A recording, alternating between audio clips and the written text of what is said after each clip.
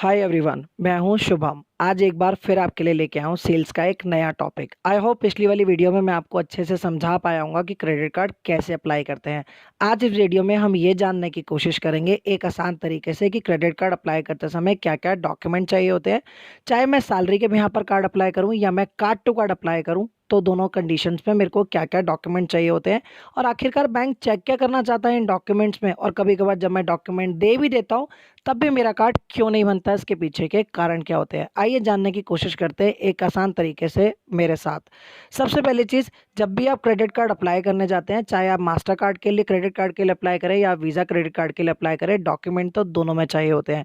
अगर आप सैलरी के यहाँ पर क्रेडिट कार्ड को अप्लाई करते हैं तो हर एक बैंक आपसे, चाहे आप टेली मार्केटिंग के थ्रू अप्लाई करें या फिर आप डायरेक्ट बैंक में जाके अप्लाई करें, बैंक आपसे आपकी सैलरी कंफर्म करता है। सैलरी के एग्जांपल जैसे कि मैंने आपको पिछली भी वीडियो में बताया था कि सैलरी हर एक बैंक के अकॉर्डिंगली अलग अलग होती है, डिपेंड करता है कि आप कौन से बैंक में कार्ड अप्लाई कर रहे हैं। इसका एक छोटा सा एग्जांपल के थ्रू समझने की कोशिश करते हैं। जैसे कि जस्ट बिन एग्जांपल, अगर मैं ब्रिटानिया का ब्रेड ना लेकर अगर मैं किसी और ब्रांड की ब्रेड लूँगा तो ऑटोमेटिकली यहाँ पे अंडरस्टूड है कि उसका ब्रांड अलग है, तो ऑब्वियसली बात है कि उसके ब्रेड का रेट भी अलग ही होगा। उसी तरीके से मैं अगर आईसीआई का कार्ड अप्लाई करूं या फिर किसी और अनदर बैंक का अप्लाई करूं तो सैलरी दोनों में अलग ही होगी। लेकिन डॉक्यूमेंट की बात करूं तो डॉक्यूमेंट ऑलमोस्ट सैलरी के यहाँ पर अप्लाई करने वाले कॉमन ही होते हैं। जैसे कि बात करके एक बार जानने की कोशिश करते हैं। अगर आप सैलरी के भी यहाँ पर अप्लाई करना चाहते हैं तो 2 महीने की सैलरी स्लिप, 2 महीने की बैंकिंग चाहिए होती है। या फिर किसी और बैंक की अगर मैं बात करूँ तो मे भी हो सकता है शायद आपकी 3 महीने की सैलरी स्लिप और 3 महीने की बैंकिंग ही ली जाए। यहाँ पे ये जानने की कोशिश करते हैं कि बैंक को सैलरी स्लिप क्यों चाहिए होती है और बैंक इसमें चेक क्या करना चाहता है। सबसे पहली चीज़, बैंक ये जानना चाहता है कि कस्टमर ने जो मुझे बताया है कि उसकी सैलरी कितनी है, क्या वो उसकी सैलरी उसकी सैलरी स्लिप पे लिखी भी आ रही है कि नहीं आ रही। अगर नहीं लिखी हुई आ रही तो ये भी एक कार्ड रिजेक्शन का कारण होता है। यानी कि कस्टमर ने कार्ड अप्लाई तो करा, सैलरी स्लिप भी दी, लेकिन फिर भी उसका कार्ड रिजेक्ट हो गया। सेकंड पॉइंट जानने की कोशिश करते हैं कि कार्ड अप्लाई करने के बाद भी, डॉक्यूमेंट देने के बाद भी रिजेक्शन क्यों जाता है। ये चीज़ चेक की जाती है कस्टमर ने जो मुझे बैंक को जो डेजिनेशन अपनी बताई है, क्या वो डेजिनेशन उसकी सैलरी स्लिप पे मेंशनेट है या नहीं है। अगर नहीं है तो भी कार्ड रिजेक्ट हो जाता है। तीसरी चीज़ जानने की ये कोशिश करते हैं कस्टमर की वर्किंग है या नहीं है, जो कि उसकी सैलरी स्लिप से ही पता चलता है। अगर आज की डेट में आप वर्किंग हैं तो आपके पास लास्ट 2 मंथ्स की या लास्ट 3 मंथ की सैलरी स्लिप होगी ही।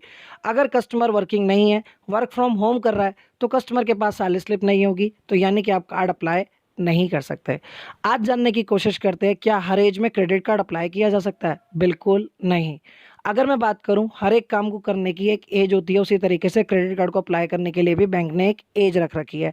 जैसे कि आप 20 साल से लेकर 60 साल तक अप्लाई कर सकते हैं, या फिर किसी बैंक के अकॉर्डिंगली बात करूं तो आप 21 साल से लेकर 60 साल तक ही क्रेडिट कार्ड को अप्लाई कर सकते हैं। यानी कि अगर आप 20 साल के हैं या आप 17 साल के हैं, चाहे आप 50,000 रुपये महीना भी कमाते हैं, तो भी आप क्रेडिट कार्ड नहीं अप्लाई कर सकते। क्योंकि हर एज में हम लोग, जैसे कि एग्जाम्पल के थ्रू समझने की कोशिश करते हैं, हम लोग हर एज में कमा भी नहीं सकते, तो हर एज में हम लोग क्रेडिट कार्ड अप्लाई भी नहीं कर सकते। इसलिए बैंक ने एक एज लिमिट बना रखी है कि इतने साल से लेकर इतने साल तक का पर्सन ही क्रेडिट कार्ड को अप्लाई कर सकता है। तो ये भी एक एज फैक्टर भी होता है जिसकी वजह से कार्ड रिजेक्ट हो जाता है। अब जानने की कोशिश करते हैं एक आसान तरीके से कि अगर मैं कार्ड टू कार्ड, अगर मैं क्रेडिट कार्ड तो क्रेडिट कार्ड, अगर मैं कार्ड अप्लाई करूं तो मुझे डॉक्यूमेंट क्या चाहिए होते हैं और इसके पीछे का रीज़न क्या होता है। अगर मैं बैंक को डॉक्यूमेंट दे भी देता हूं फिर भी मेरा कार्ड कार्ड टू कार्ड क्यों नहीं बनता।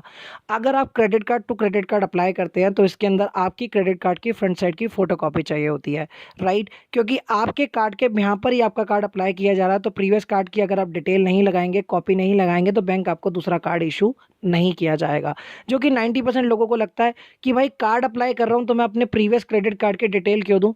पहली चीज़ आपको ये पता होनी चाहिए कि अगर आप किसी को क्रेडिट कार्ड की फ्रंट साइड की फोटोकॉपी दे रहे हैं तो वो सेफ़ है। क्योंकि आज तक ना तो किसी ने समझाने की कोशिश करी, ना ही शायद हम लोगों ने कभी समझने की कोशिश करी कि कार्ड की फ्रंट साइड की फोटोकॉपी के अंदर आपकी ऐसी कोई भी डिजिट नहीं होती। आपका नाम होता है जिसके अंदर ये कार्ड किसका है, और आपके क्रेडिट कार्ड के 16 डिजिट के नंबर होते हैं, उस पे एक्सपायरी लिखी होती है और उसके अलावा कोई भी ऐसी डिटेल नहीं होती जिसका कभी भी मिसयूज़ हो सके, राइट। इसलिए बैंक आपसे सिर्फ कार्ड की फ्रंट साइड की फ़ोटोकॉपी मांगता है एंड आपकी क्रेडिट कार्ड की स्टेटमेंट भी मांगी जाती है, जिससे कि बैंक ये चेक कर लेता है। जैसे कि मैंने सैलरी वाले कस्टमर से ये जानने की कोशिश करी कि वो वर्किंग है या नहीं है, या उसकी सैलरी जितनी उसने मुझे बताई है उतनी है या नहीं है। उसके साथ ही साथ मैंने कार्ड टू कार्ड की स्टेटमेंट में ये जानने की कोशिश करें कि कार्ड यूज़र अभी भी एक्टिवेट है या नहीं है। अगर कस्टमर एक्टिवेट नहीं होगा, कार्ड यूज़र नहीं होगा, मतलब कि कार्ड में ट्रांजैक्शन नहीं कर रहा होगा, तो भी बैंक उसको क्रेडिट कार्ड नहीं देता, या उसके कार्ड में लेट पेमेंट चार्जेस लगी हुई, यानी कि ये ऐसा कस्टमर है जो टाइम पे कभी पे ही नहीं करता, तो भी उसको क्रेडिट कार्ड नहीं दिया जाता। या फिर कस्टमर ओवर लिमिट ज़्यादा यूज़ करता है, मतलब जो कार्ड उसको लिमिट दे रखी है वो उससे एक्सेड ज़्यादा यूज़ करने की कोशिश करता है, तो भी आप जब कार्ड अप्लाई कर रहे होते हो और आपकी स्टेटमेंट में ये लगा हुआ होता है, तो भी आपका क्रेडिट कार्ड अप्लाई करने के बाद भी रिजेक्ट हो जाता है। आई होप मैं आपको अच्छे तरीके से समझा पाया हूँगा कि क्रेडिट कार्ड के डॉक्यूमेंट क्या-क्या चाहिए होते हैं। जब डॉक्यूमेंट दे देते हैं तो फिर भी क्रेडिट कार्ड क्यों रिजेक्ट हो जाता है। आई होप आप लोग अच्छे तरीके से समझ चुके होंगे और मैं आपको एक बार फिर अच्छे तरीके से समझा चुका हूँगा। वीडियो को अच्छी लगे तो प्लीज़ लाइक कीजिएगा, कमेंट कीजिएगा, शेयर कीजिएगा। Thank you for listening. Have a good day.